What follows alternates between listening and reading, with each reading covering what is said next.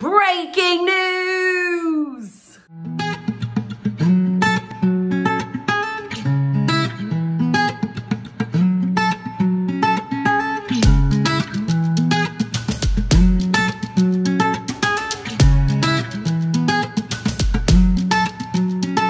Hello everyone, my name is kdm, and welcome back to my channel. Meghan Markle and Harry, it has been decided that their titles will be taken away, or they will not be able to use them. They will also have to pay back the $2.4 million on the renovation of their home.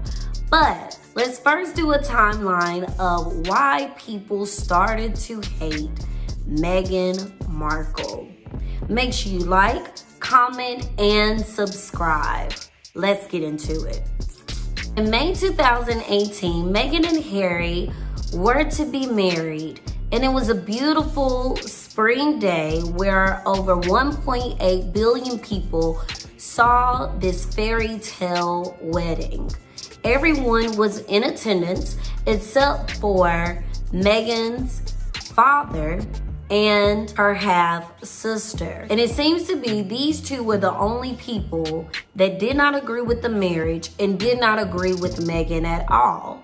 They had hinted to the world about Meghan not being the most loving and kind person, but no one really took a look or even thought of their opinions as facts. We just saw it as the angry father and the half-sister that didn't really have a relationship with Meghan speaking out. Mind you that Meghan was only raised by her mother. She didn't really have a strong presence of her father in her life, much less her half-sister in her life. So no one took it as facts. I would like to say in October, we began to see the shift between the media starting to make rude and lewd comments towards Meghan when she announced that she was having a baby. And there were multiple occasions where people made racial remarks about her child,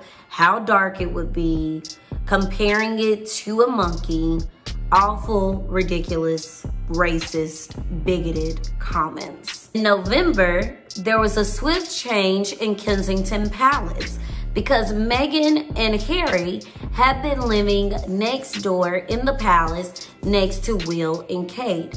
However, there had been a swift change because they wanted to move out and finally live in the house that was given to them, which is Frogmore Cottage. Now, there was speculation that the two families were not getting along. And it wasn't due to Meghan and Kate not getting along.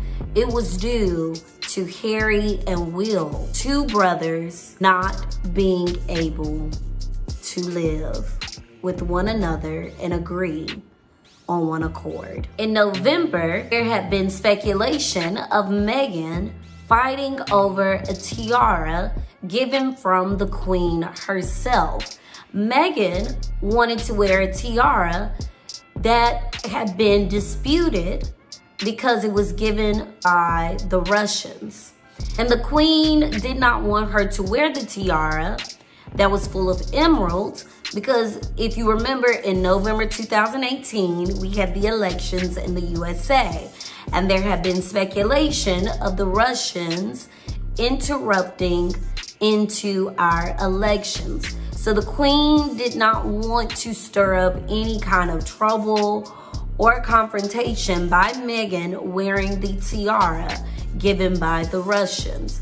Because if we know anything about British royalty, they try not to get involved in politics because that is not their role in the Britain society. Meghan was so upset that she could not wear the crown that Harry even interrupted. And the Queen had to state, allegedly, that Meghan cannot have whatever she wants. She will get the crown that I will give to her. There was also speculation about the Queen wondering why Meghan wanted to wear a veil on her wedding day.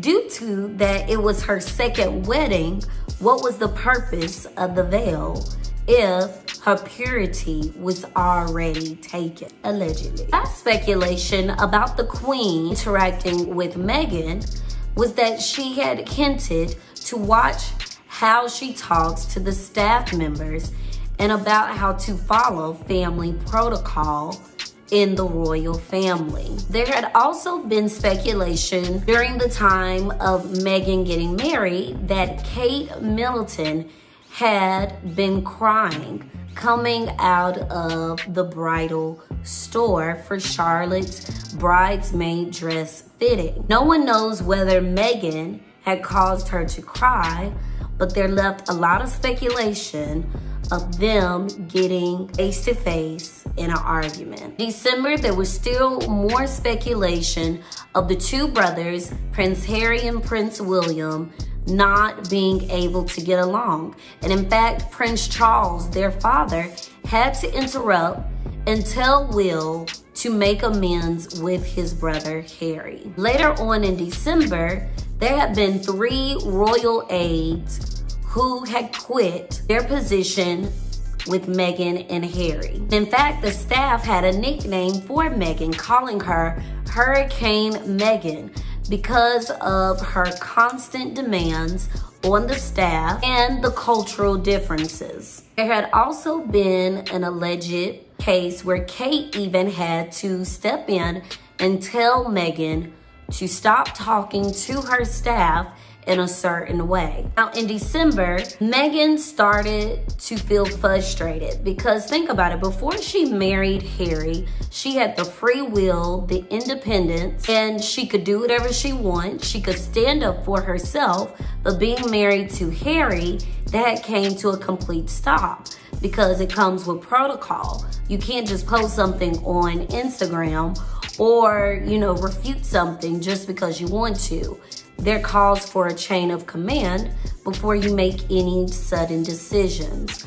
And in late December, that is when Meghan's frustration of being in a golden cage came head to head. She wanted to have a voice. She didn't want to be silent anymore.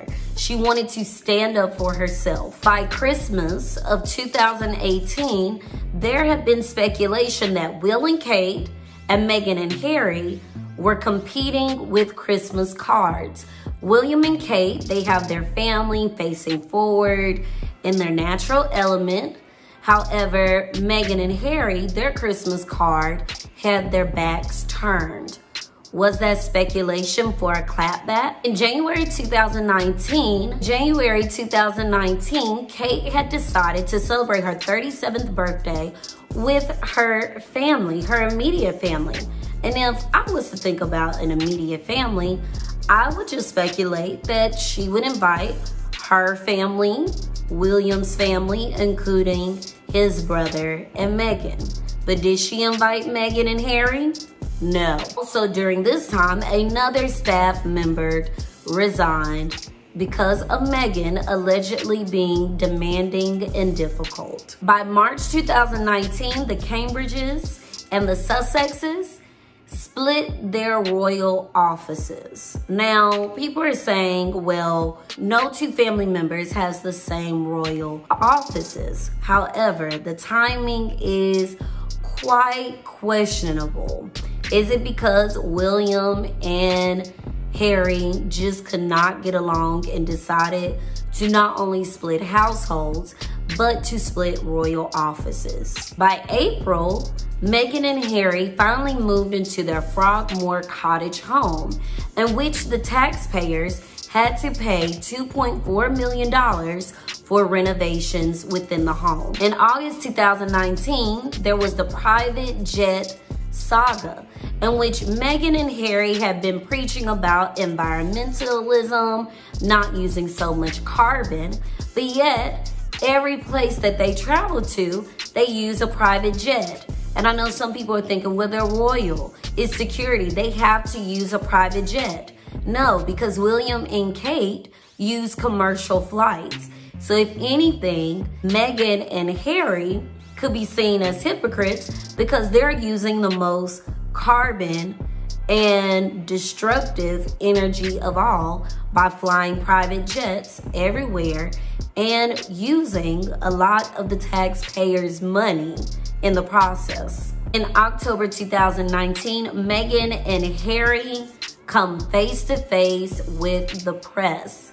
The Daily Mail decided to post one of Meghan's or multiple of Meghan's intimate letters to her father, in which she states how she was heartbroken that her father had been repeatedly breaking her heart by going to the media stating lies about her. She felt that the Daily Mail was infringing on her personal information, so she has decided to sue them in the process. However, the Daily Mail is ready to go head to head in court because they state allegedly that the father willingly gave these letters to them to use in the news. And due to that she is a public figure, that they have free will to post the letters. October 2019, on ITV, Meghan and Harry have been doing a royal engagement in Africa where they confessed that they had not been happy and that the rumors about William and Harry had in fact been true. They had not been getting along and they needed to take a break from the royal family. By November 2019, Meghan and Harry decided that they would not visit Sandringham with Prince Harry's family and with the Queen that Christmas. Now, some people say, well, this is quite normal if one year they want to take a Christmas off and spend time with Meghan's mother in Los Angeles, because Kate has done that in 2016, where William and Kate went to go spend Christmas with her family.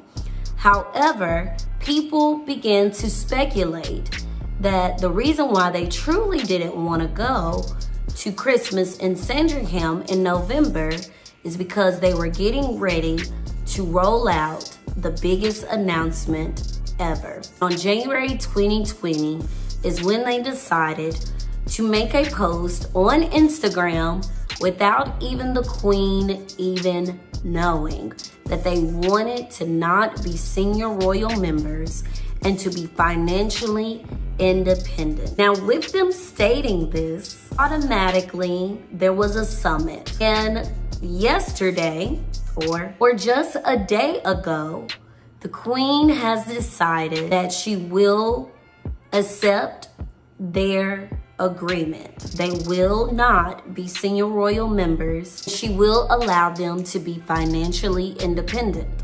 Now, I don't know if this is the decision that they truly want, because not only will they be financially independent and take a step back as royal members, they will not be able to use their HRH titles. Not that their titles have been taken away, but they cannot use it for profitable gain. They will also have to pay back the money that the taxpayers just recently paid for on the Frogmore Cottage. However, there's still speculation about who is going to pay for their security, because we know that they are going to be living mainly in Canada and possibly in the USA. Will Americans have to pay for their security? Will Canada agree to paying for their security that could cost up to $1 million a year to protect them and their baby Archie? Will Harry give up everything? He has to give up all his military honors that he worked so hard for. He has to let go of his family legacy just to protect the woman that he loves. Yes, it is honorable, but will he stick around for the long haul? If I was a betting man, I don't think that this is going to work. I believe Meghan is fine with walking away because she was never born a royal.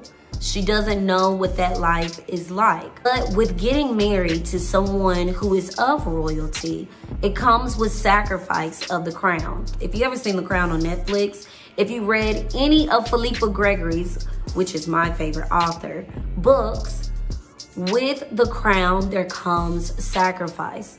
And I don't know if Harry is willing to give up his family legacy for over hundreds of years. Is he willing to give it all up? And even participating in the Invictus Games that he loves and honors so much, is he willing to give that all up, the woman he loves? Only time will tell. Let me know your comments down below. Do you think Harry is going to be able to live in America, let go of everything that he knows, his legacy, his history, just for Meghan? Don't know. And I hate how people love to compare Meghan to Diana. Meghan and Diana are two different circumstances. Diana didn't want to give up her HRH title. She didn't want to be financially independent. She loved giving back. She loved doing charity.